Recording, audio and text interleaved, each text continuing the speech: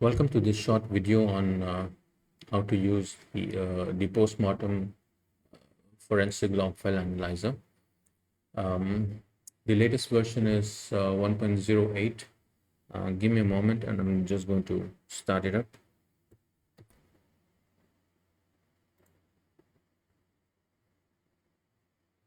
All right, so that's what it looks like.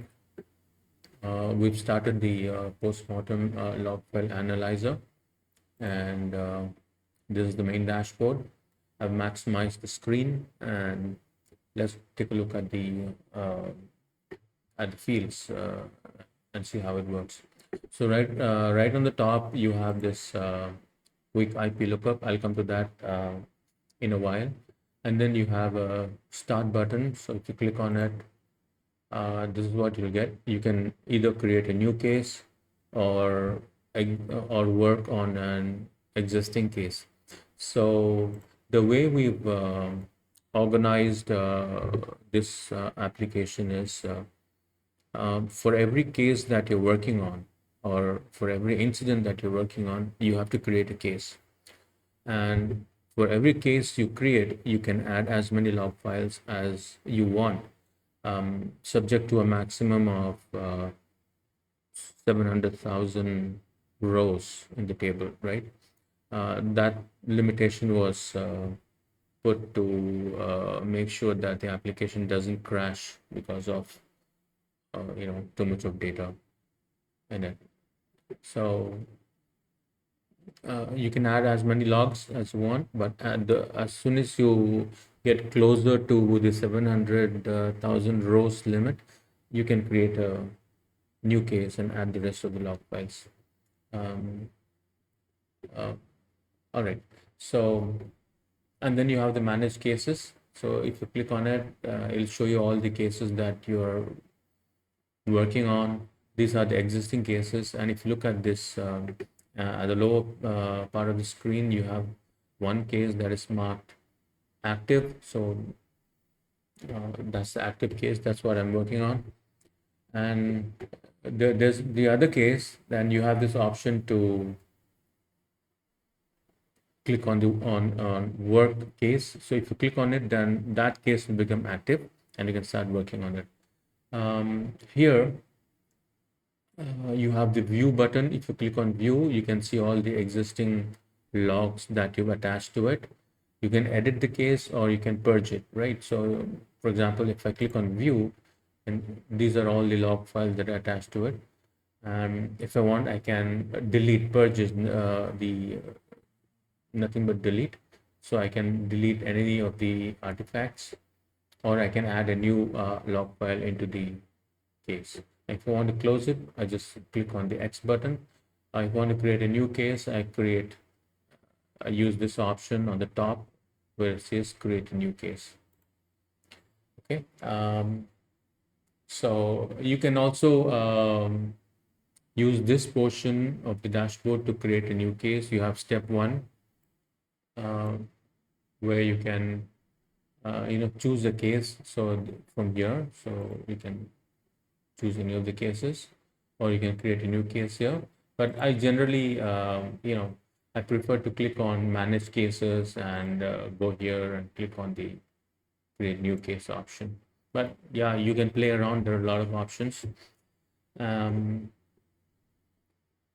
then the next portion are the filters. So you can filter by whatever you find in the log entries. For example, if you find admin.php, if somebody was trying to access admin.php in your website, you can type that and you'll have the results filtered, and the results will all be filtered here. Okay, I'll come to that later. Now you can also search by IP address. So let's say I'm just giving you a random thing. Let's say 8.8.8.8, and obviously there's nothing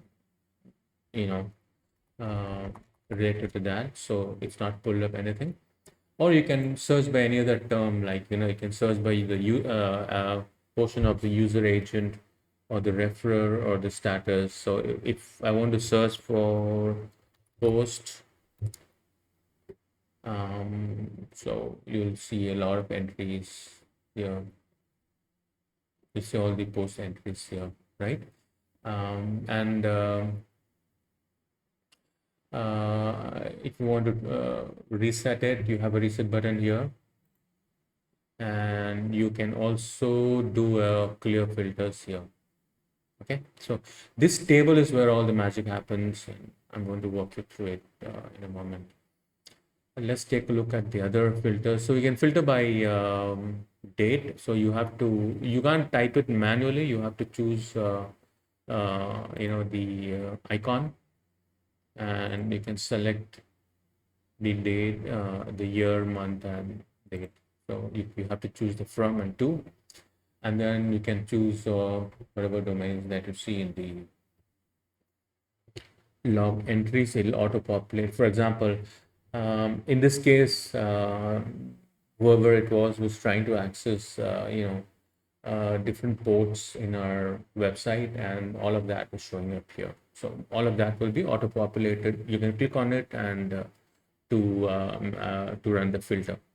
These are the dashboards, and the dashboards will adjust itself according to the data that is getting displayed. And then we come to the main portion of this application. This is the main table.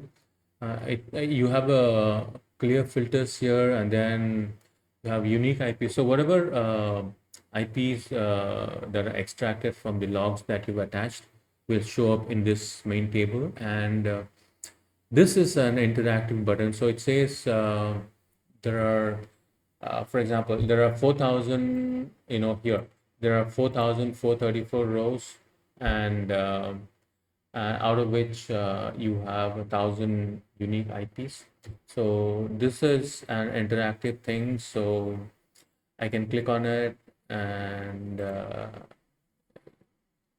you'll see all the unique IPs. I can copy that to a clipboard and put it in a notepad, and then do what I have to do with that later. Okay, so let's create a new case, and then I'll show you how these filters work, features. Okay, right on the top, before we go, and create a new case, so you have this printer icon. So you can click on it, and you can print.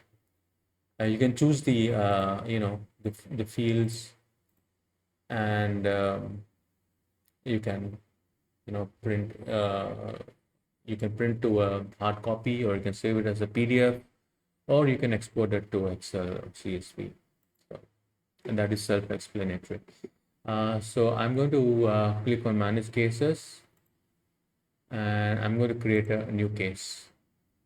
Okay, so when you create a new case, it'll assign itself a random number. I think it's a 16-digit random number. So you can give a descriptive title. So I'm going to say Tekzilver test case, and today is the 16th August 2026. So call it tekzilver.com, right? And then you can describe it here. Now you can add whatever description you want, and then here is where you select the logs. So I'm going to click on it. So I've downloaded some logs from Cloudflare. You can use Apache, Nginx, or Cloudflare. So I'm going to use Cloudflare. Let's add one. Oh, it's rejected because it's already entered into a previous case. So how it works is every single log that you upload into the application or attach into any case is stored, is encrypted, using MD5 and SHA-256. That's irrespective of the extension, right? So once you've uploaded into the application, then it's there, and you can't change the name or you can't change the extension and upload it again. So give me a moment, and I'm going to download a new log file, and then we'll upload it, right? I'm going to put it on pause for a minute. Okay, so I'm back, and I went into my Cloudflare account and I downloaded a new log file, and let's upload it here. So that's the new log file. So as soon as you attach it, you'll get that confirmation. You say one file added to pending queue. Then what you have to do is scroll down and click on save and initialize. All right. So as soon as you save it, then it'll become the active case. And then we can close this window. And we've gotten back to the main dashboard, right? So let's scroll down to the main table. Yeah, you have these charts, but we're not going to be looking at that at this point. So that the new log that I downloaded had 238 rows. So if you look at it, so you have the timestamp starting from the left. This is the timestamp. And below that is the name of the log file that you just uploaded, or from wherever that data is coming from. And then you have the IP address, and this is whatever they did on the website, right? And what was the response they got, and what was the number of bytes that was returned to them. In this case, it's 0 because Cloudflare blocked it. And then there is a threat engine where I think we need to do some work on it, but you can ignore that threat engine part. If you want to see the specific log entry, click on this icon, and you'll see this,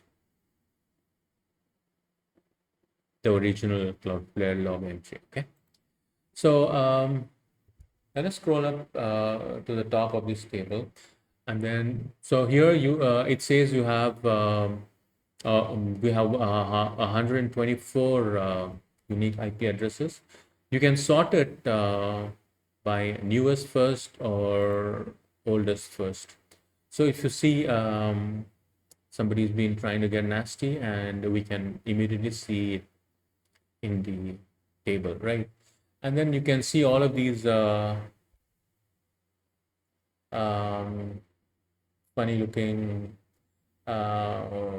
files that they were trying to reach on the website. These don't exist. So this is basically a scanning attempt, and there are people scanning a website for vulnerabilities, so we can see whatever was going on out there. Now you can go click on next button to go to the next page. So these are all the files that these people were trying to, whoever it was, they were trying to reach. Now, I want to show you something. Now, let's say we want to, let's look at this file, p.php, right? If I want to see,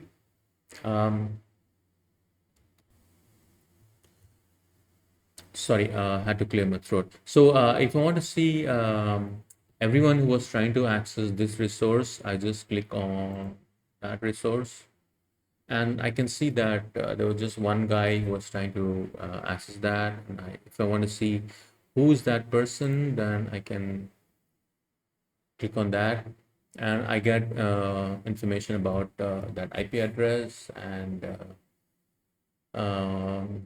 that's the abuse score. And then I know that that IP address belongs to Microsoft Corporation, probably one of those virtual machines there, and they were trying to reach Tekzilver and www.tekzilver.com. These are the total number of hits and the number of domains these guys were trying to reach. So scroll down below and you can see everything that IP address was doing.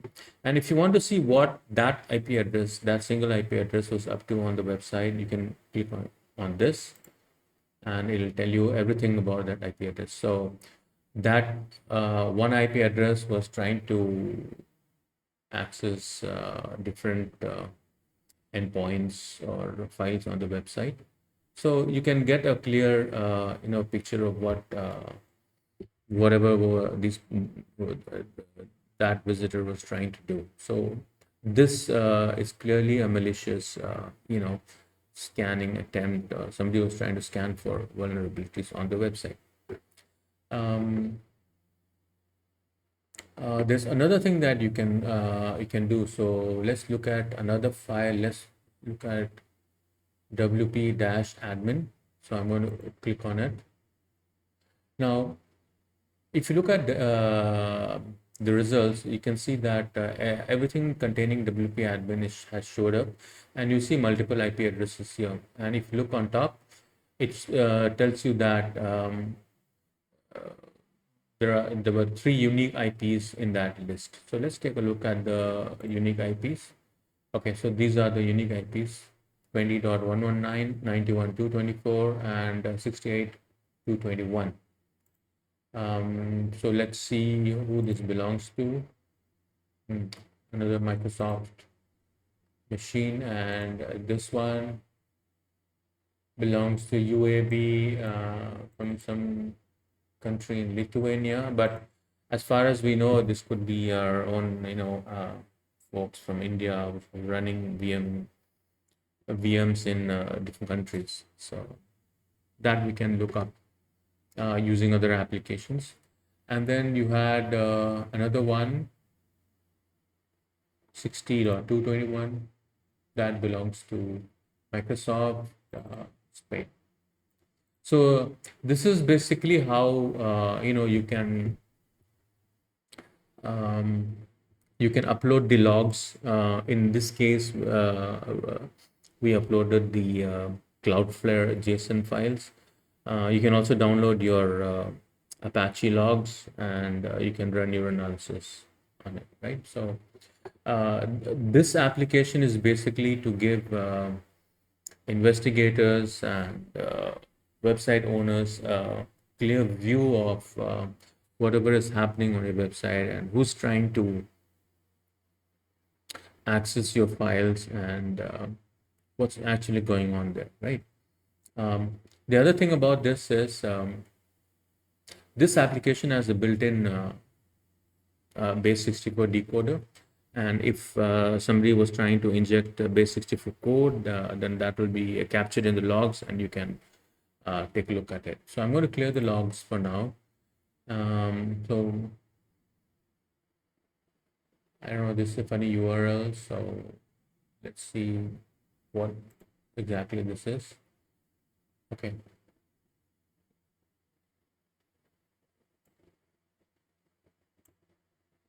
So you can see somebody was trying to scan for vulnerabilities, and they got blocked, and let's see why. Oh yeah, they're from Lithuania. So this traffic came from Lithuania, but that doesn't mean it's some Lithuanian trying to attack the website. So you might have to do some additional research on trying to trace the ownership of that IP address, right?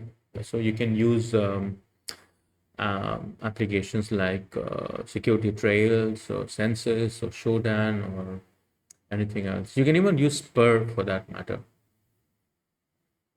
So that was a quick walkthrough on this application, and I'm going to clear these filters. So This is a simple app, and it gives you the entire picture, and we continue to add more features into it, and every time we add something, then we're going to put it up on GitHub. So keep watching our GitHub repository for the latest versions. um, I don't think there's anything else to add. I mean, there's nothing to add about the printing option. The most important thing is this table. So as soon as you create a case, you need to attach log files, and as soon as you attach the log files, you have to save it. And once you've saved, the ticket number will be generated. Sorry, the case number will be generated, and the data you've added will show up in this table. And this is where you can run all your queries, right? So I guess that's it, and I have nothing else to add. If we add any other new features, we'll make um, a new video at that point of time. Yeah. So thanks for watching.